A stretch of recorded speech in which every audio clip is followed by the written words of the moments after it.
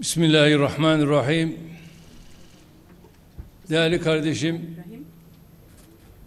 Başbakan Nawaz Şerif, Sayın Bakanlar, Türkiye ve Pakistan iş dünyasının değerli temsilcileri, muhterem kardeşlerim, Esselamu Aleyküm ve Rahmetullahi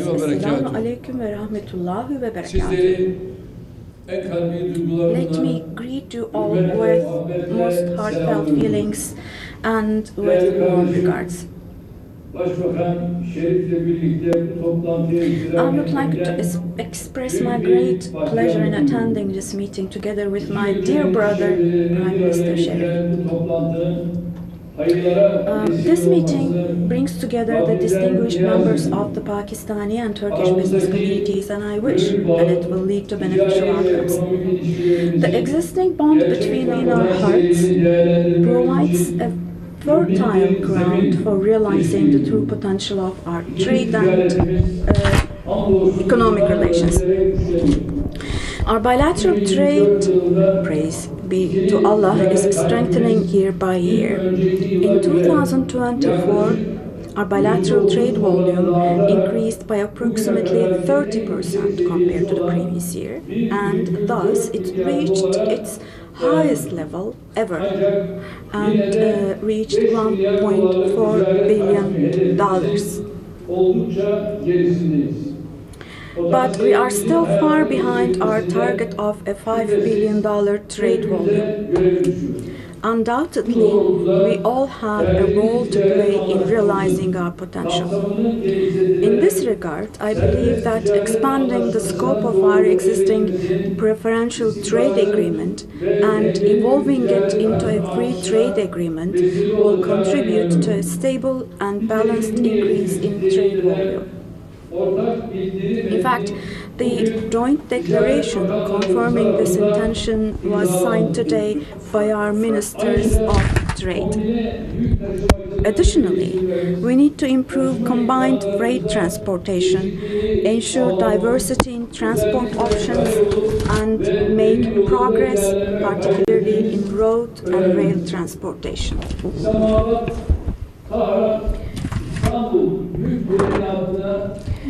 It will be in the interest of our entire region to leverage projects that we can implement with a holistic perspective, such as reactivating the Islamabad-Tehran-Istanbul freight train line, as well as initiatives on the Middle Corridor, the China-Pakistan Economic Corridor, or the Development Road. Pakistan, with its dynamic population of about 250 million, with its fertile agricultural lands and strategic position on international trade routes, is among the leading candidates to become one of the major economies of the future today. Pakistan's evolving economy is expected to undertake significant projects in the coming period, particularly in the fields of energy, agriculture, healthcare, and infrastructure. Turkiye recognizes this and is preparing accordingly for this vision. Today, more than 50 of our public and private sector companies are operating in Pakistan. As you already know, we rank Turkey ranks second in the world in contracting services. And Turkish companies have also undertaken projects in Pakistan in the fields of contracting and technical consultancy with a total value of $3.5 billion. With Turkish investments in Pakistan exceeding $2 billion, we hope to further increase mutual investments. So on this occasion, we would like to invite Pakistani companies to our country, which offers comprehensive investment incentives. Our Presidential Investment Office will guide you throughout the process. Now, here I want you to know a fundamental truth. As statesmen and as politicians, our duty is to assist our business community, is to open the way for you and remove the obstacles on your path. And we have in fact always acted in this direction until today.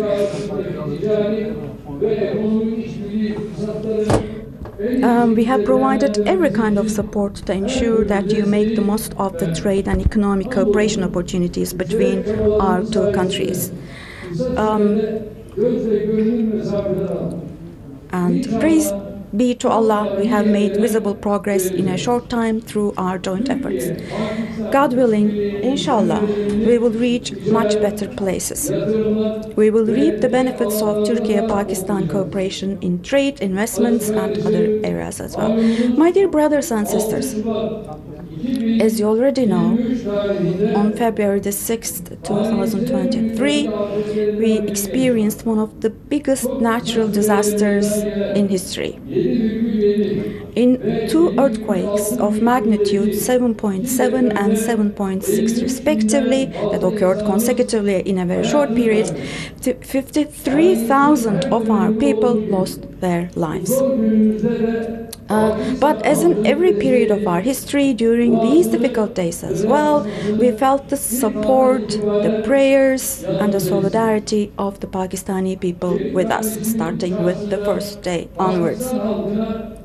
I would like to once again express my gratitude to the people of Pakistan through my dear brother Sharif here.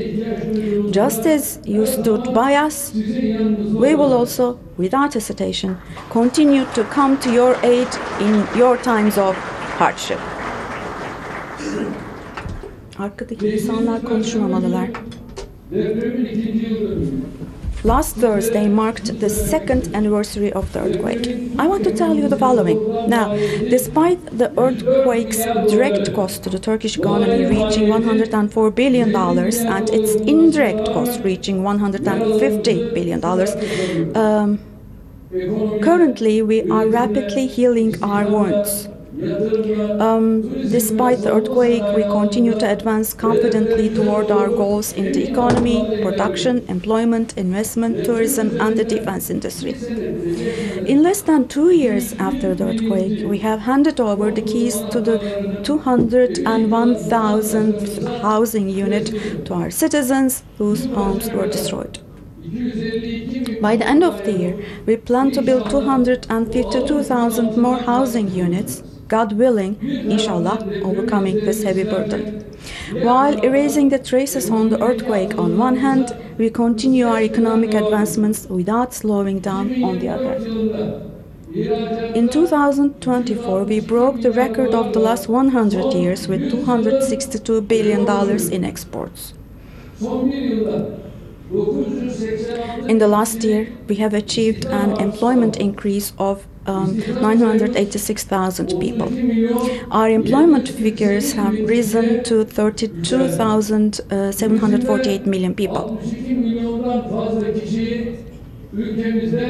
And we have hosted more than 62 million people, and the reserves of our central bank is on the rise.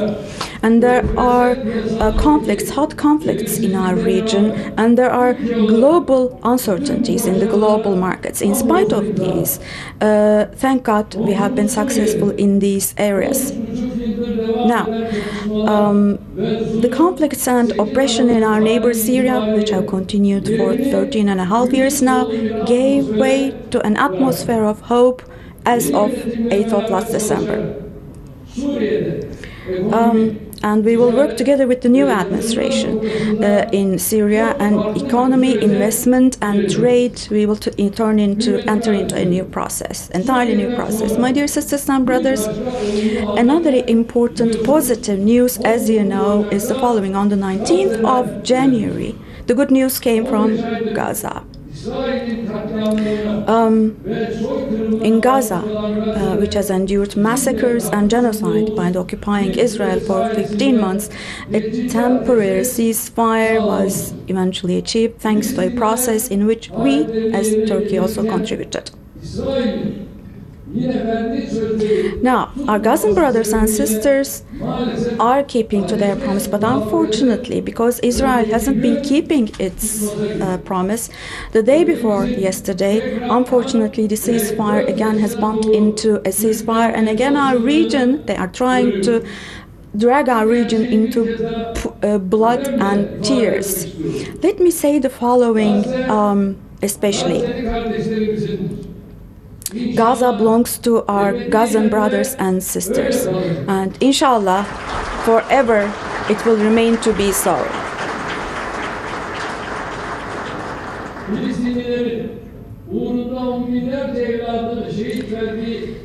Tens of thousands of Palestinian sons and daughters died, and you cannot negotiate that piece of land.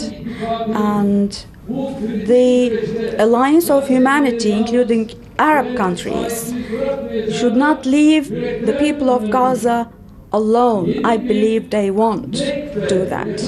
A new Nakba should not be experienced, and to make sure that does not happen, we also will continue to do our best as far as we can. My dear sisters and brothers, Turkey and Pakistan are in a strategic region and also a challenging region. Both of us, we all know, due to the unfolding events around us when it comes to the economy, all the way to security, in a wide range, which experience a lot of challenges. But in spite of these, and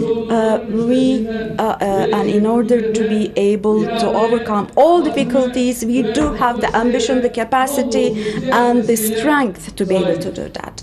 Thank God.